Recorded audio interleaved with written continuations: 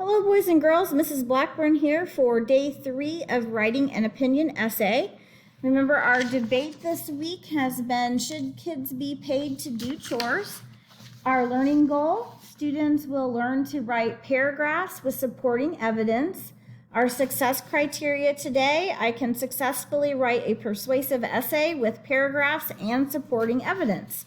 All right, so we've written an introduction and we have written paragraph 2. So now we're on paragraphs 2, 3, and 4. This is our reasons and evidence. So you've actually already started this part. This is that really important chart that I told you to keep and hold on to.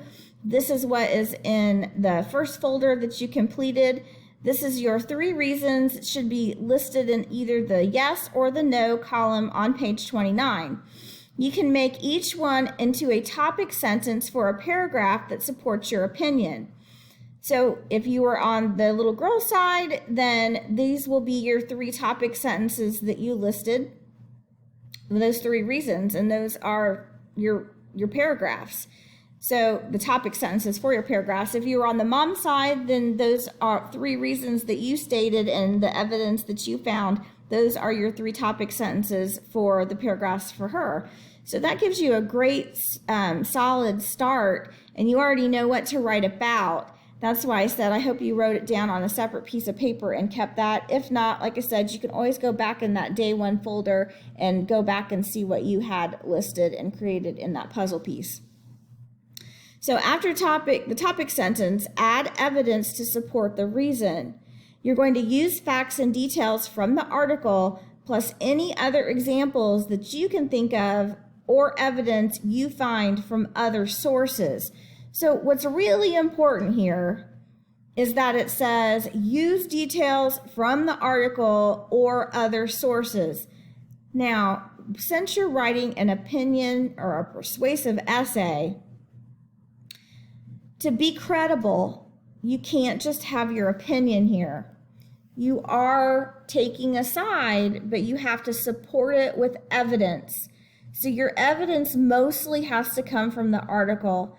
If you use another source, you have to cite the source, and you also have to make sure that it comes from a credible source. So that's where you have to be very, very careful from what you're looking at and getting from the internet.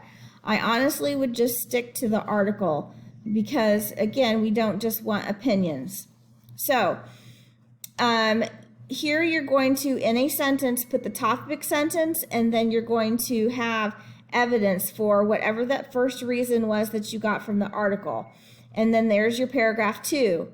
Then you'll do the same thing for paragraph 3 and then paragraph 4.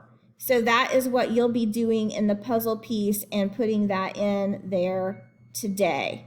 So that's all that you have to do today. Make sure that you have enough sentences to support your topic sentence and enough detail in there. Also make sure that you use this, because this is a great way to begin your sentences. You'll want to use transition words at the very beginning because this helps your sentence fluency.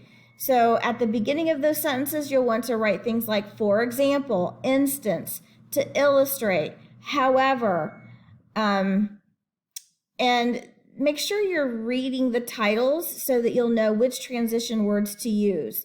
This is going to be really helpful and make your sentences flow much better. So that's really it. Make sure that you're looking at the resources that I've posted in your puzzle piece. Good luck, and if you have any questions at all, reach out to your teachers.